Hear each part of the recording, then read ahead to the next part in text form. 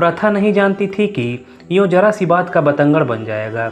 हालांकि अपने क्षणिक आवेश का उसे भी बहुत दुख है, लेकिन अब तो बात उसके हाथ से जा चुकी है।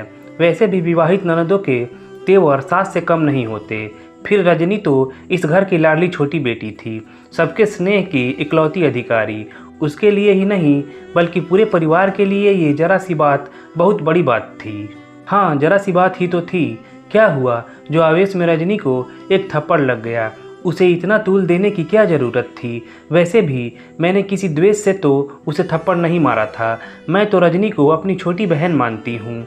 रजनी की जगह मेरी अपनी बहन होती तो क्या इसे पी नहीं जाती? लेकिन रजनी लाख बहन जैसी होगी, बहन तो नहीं है ना, इसलिए तांडव मचा रखा है।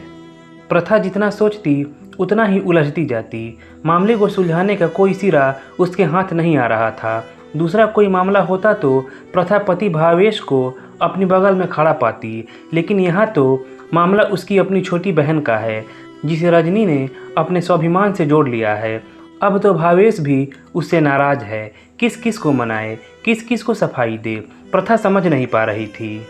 हालांकि ननद पर हाथ उठाते ही प्रथा को अपनी गलती का एहसास हो गया था, लेकिन वह जली हुई साड़ी बार बार उसे अपनी गलती नहीं मानने के लिए उकसा रही थी।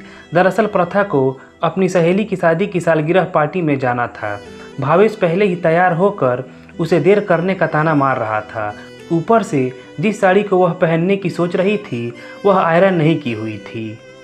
छुट्टियों में मायके आई हुई ननद ने लाड़ दिखाते हुए भाभी की साड़ी को आयरन करने की जिम्मेदारी ले ली। प्रथा ननद पर रिझती हुई बाथरूम में घुस गई। इधर नंदोई जी का फोन आ गया और उधर रजनी बातों में डूब गई। बातों में व्यस्त रजनी आयरन को साड़ी पर से उठाना भूल गई और जब प्रथा बाथरूम से निकली तो अपनी साड़ी को जलते देखकर अपना होश खो बैठी। उसने ननद को उसकी गलती का एहसास करवाने के लिए गुस्से में उससे मोबाइल छीनने की कोशिश की, लेकिन खतरे से अनजान रजनी के अचानक मुंह घुमा लेने से प्रथा का हाथ उसके गाल पर लग गया, जिसे उसने थप्पड़ कहकर पूरे घर को सिर पर उठा लिया। देखते ही देखते घर में भूचाल आ गया। घर भर की लाडली बहू अचानक किसी खलनायिका सी अप्रिय हो गई। मनहूसियत के साये में भी भला कभी रोमानियत खिली है। प्रथा का पार्टी में जाना कैंसिल होना ही था। अब सास ननद तो रसोई में घुसने से रही, क्योंकि वह तो पीड़ित पक्ष था। लिहाजा प्रथा को ही रात के खाने में जुटना पड़ा। खाने की मेज पर सबके मुंह चपातियों की तरह फूले हुए थे। ननद ने खाने की तरफ देखना तो दूर, खाने की मेज पर आने तक से इनकार कर दिया। सास ने बहुत मनाया कि किसी तरह 2 कौर हलक से नीचे उतार ले, लेकिन रूठी हुई रानियां भी भला बनवास से कम में मानी है कभी। रजनी की जिद थी कि भाभी उससे माफ़ी मांगे, सिर्फ दिखावे भर ही नहीं बल्कि पश्चाताप के आंसुओं से तर माफ़ी। उधर प्रथा इसे अपनी गलती ही नहीं मान रही थी, तो माफ़ी और पश्चाताप का तो प्रश्न ही नहीं उठता था। बल्कि वह तो चाह रही थी कि रजनी को उसकी कीमती साड़ी जलाने का अफसोस करते हुए स्वयं उससे माफ़ी मांगनी चाहिए। जिस तरह से एक घर में 2 महत्वाकांक्षाएं नहीं रह सकती, उसी तरह से यहाँ भी यह जरा सी बात अब प्रतिष्ठा का सवाल बनने लगी थी। रजनी अब यहाँ एक पल रुकने को तैयार नहीं थी। वहीं सास को डर था कि बात समधियाने तक जाएगी तो बेकार ही धूल उड़ेगी। किसी तरह सास उसे मामला सुलटने तक रुकने के लिए मना सकी।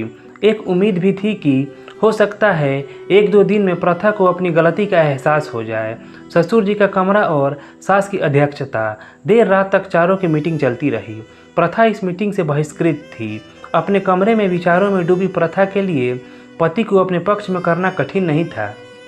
पुरुष की नाराजगी भला होती ही कितनी देर तक है, कामिनी स्त्री की पहल जितनी ही ना। एक रति शस्त्र में ही पुरुष घुटनों पर आ जाता है, लेकिन आज प्रथा इस अमोघ वाण को चलाने के मूड में भी तो नहीं थी। वह भी देखना चाहती थी कि इस ससुर जी के कमरे में होने वाले मंथन से उसके हिस्से में क्या आता है। जानती थी कि हलाहल ही होगा, लेकिन बस आधिकारिक घोषणा का इंतजार कर रही थी। ढलती रात भावेश ने कमरे में प्रवेश किया। प्रथा जागते हुए भी सोने का नाटक करती रही। भावेश ने उसकी कमर के गिर्द घेरा डाल दिया।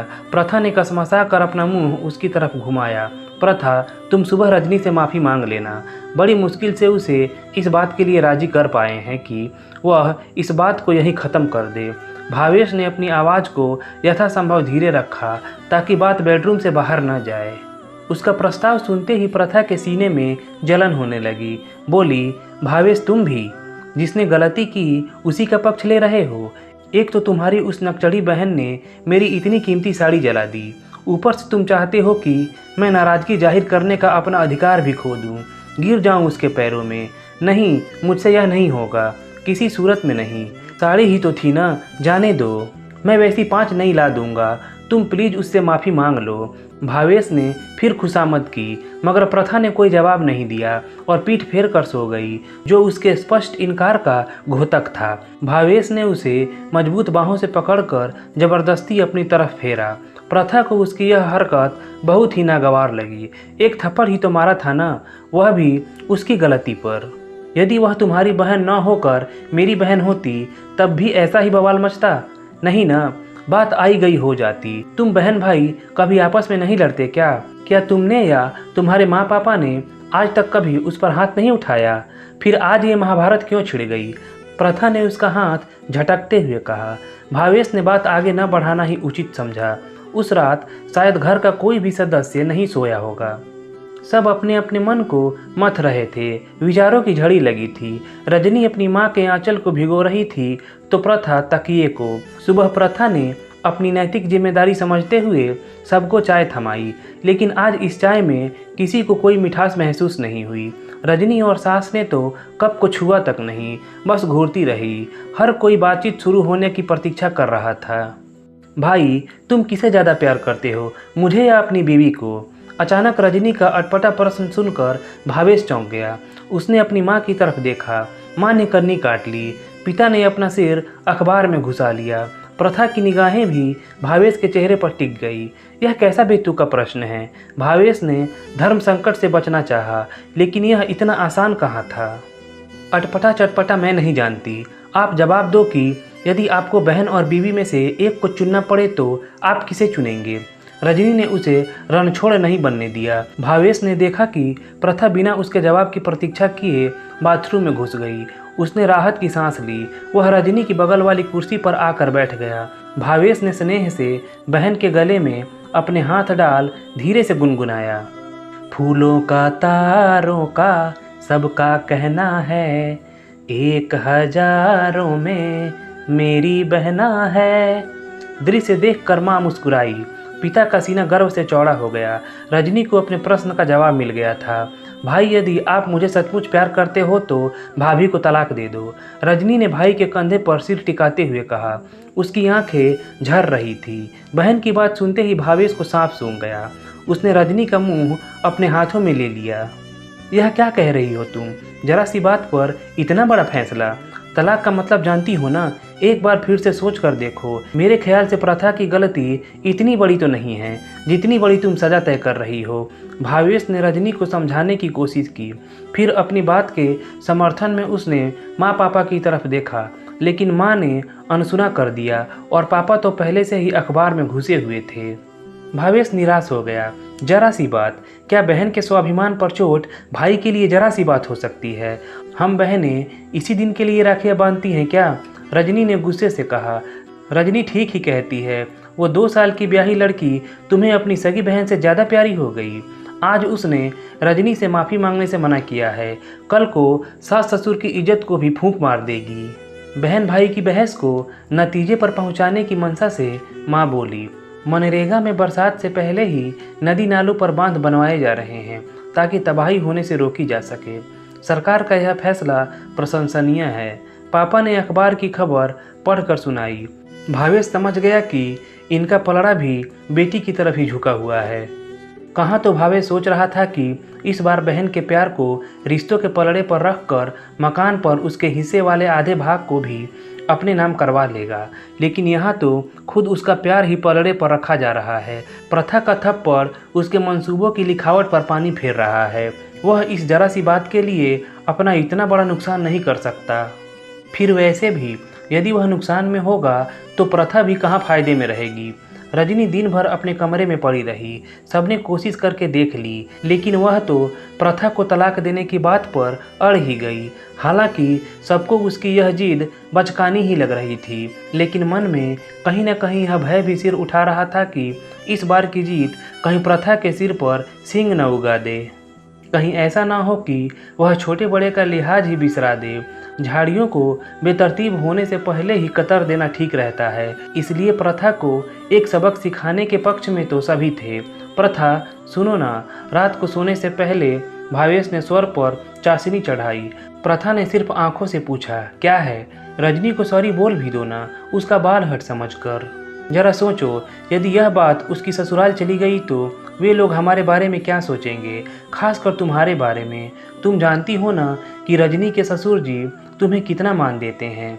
भावेश ने निशाना साध कर चोट की। निशाना लगा भी सही जगह, पर प्रहार अधिक दमदार न होने के कारण अपने लक्ष्य को भेद नहीं सका। इसे बाल हट नहीं, इसे तिरिया हट कहते हैं। प्रथा ने ननद पर व्यंग कसते हुए पति के कमजोर ज्ञान पर तीर चला दिया। भावेश को पत्नी की यह बात खली तो बहुत, लेकिन मौके की नजाकत को भांपते हुए उसने इसे खुशी खुशी सह लिया।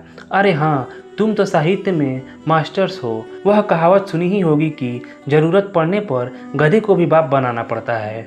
समझ लो कि आज अपनी ज़रूरत है और हमें रजनी को मनाना है। भावेश ने आवेश में प्रथा के हाथ पकड़ लिए। कहावत के अनुसार उसमें रजनी के पात्र की कल्पना करके अनायास प्रथा के चेहरे पर मुस्कान आ गई। भावेश को लगा मानो अब उसके प्रयास सही दिशा में जा रहे हैं। उसने प्रथा को सारी बात बताते हुए उसे अपनी योजना में शामिल कर लिया। रूठे हुए पति पत्नी के मिलन के बीच एक प्यार भरी मनुहार की ही तो दूरी होती है। अभिसार के एक इसरार के साथ ही यह दूरी खत्म हो गई। शक्कर के दूध में घुलते ही उसकी मिठास कई गुना बढ़ जाती है। अगली सुबह प्रथा को सबने गुनगुनाते हुए चाय बनाते देखा तो इस परिवर्तन पर किसी को यकीन नहीं हुआ। भावेश अवश्य राज भरी पुलक के साथ मेज पर हाथों से तबला बजा रहा था। माँ पापा उठकर कमरे से बाहर आ चुके थे।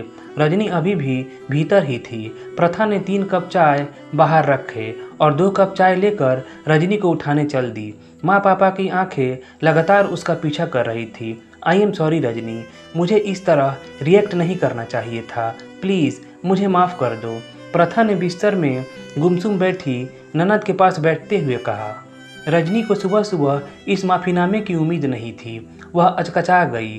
कल तक मैं इसे जरा सी बात ही समझ रही थी और तुम्हारी जिद को तुम्हारा बचपना, लेकिन कल रात जब से मैंने थप्पड़ मूवी देखी है तब से तुम्हारे दर्द को बहुत नज़दीक से महसूस कर पा रही हूँ। मैं इस बात से शर्मिंदा हूँ कि एक स्त्री होकर मैं तुम्हारे स्वाभिमान की रक्षा नहीं कर पाई। मैं सचमुच तुमसे माफ़ी मांगती हूँ, दिल से। रजनी ने देखा प्रथा की पलकें सचमुच नम थीं। उसने एक पल सोचा और फिर भाभी के गले में बाहें डाल दी। भावेश खुश था कि वह अपनी योजना को अमली जामा पहनाने में कामयाब हुआ। माँ पापा खुश थे क्योंकि बेटी भी खुश थी और प्रथा भी, क्योंकि एक स्त्री ने दूसरी स्त्री के स्वाभिमान को पोषित किया था।